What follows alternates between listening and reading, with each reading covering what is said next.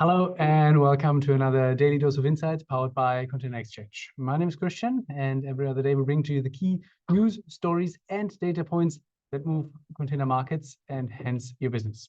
It's Wednesday, so middle of the week, and we tend to look at our trading market and specifically what moves container prices all over the world, usually with a specific focus, of course, on an individual port or location in focus. Let me just share my screen here for you. As usual, we start with our Exchange Container Sentiment Index. As a recap, every day or concurrently, we ask industry participants, logistics stakeholders, etc., what their expectations about container prices are in the near future. And then we essentially create an index out of it by subtracting the negative expectations from the positive expectations. And so everything above the zero line is essentially positive, meaning more people, more industry participants expect an uptick in container prices versus a downward trend. As you can see here, since April, we are trending in positive territory. Hasn't really materialized. Container prices are trending negatively, but the industry is not giving up hope, even though hope is getting slimmer. So the margin here is becoming narrower and narrower, and almost the industry's opinion is balanced, meaning that the same number of people expect a decrease as they expect an increase. And of course, there's a few people in the middle on the fence as well. That's sort of the sentiment side. And then we look at a specific port. So here we look at Vancouver, British Columbia, container prices for 40-foot high cubes cargo worthy over the last 3 months. And why did I pick this location? And by the way, this is a screenshot from our trading insights tool that is available on Exchange as a subscription. I chose this location because Vancouver and Prince Rupert are currently in the focus of the broader public, so to speak, because of their ongoing labor negotiations and disruptions. So you will have seen in the press, and I think we also talked about it on Monday, there are now strikes being called. And of course, that increases congestion in these ports, hinders the flow of containers into those locations. And consequently, we expect container prices to increase.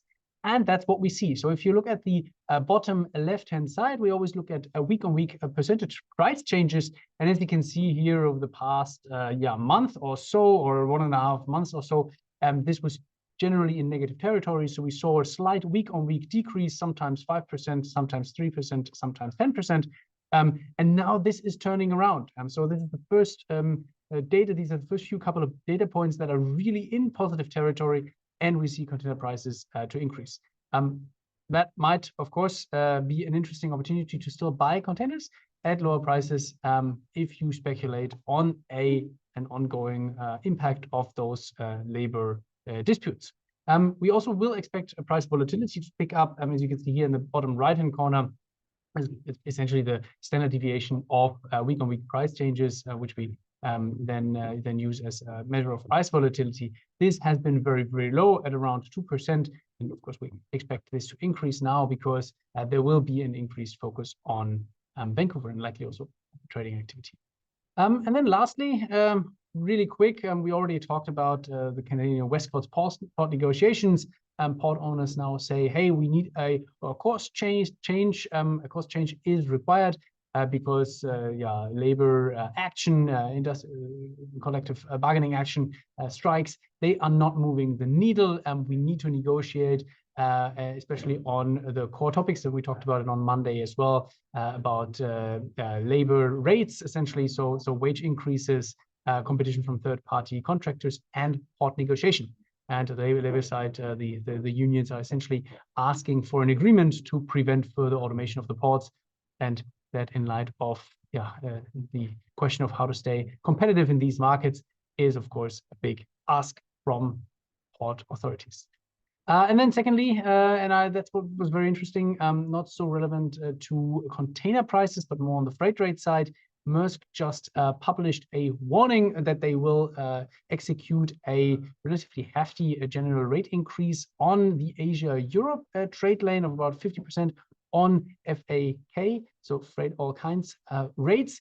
Of course, the impact is to be seen, to be determined, because there's just surplus capacity on that market or overall in the market, but specifically on that trade lane with the big vessels. So let's see whether that actually will have an impact on spot rates. That's it from me, from us for today. Thanks a lot for tuning in. Have a good rest of the week and see you all on Friday. Take care.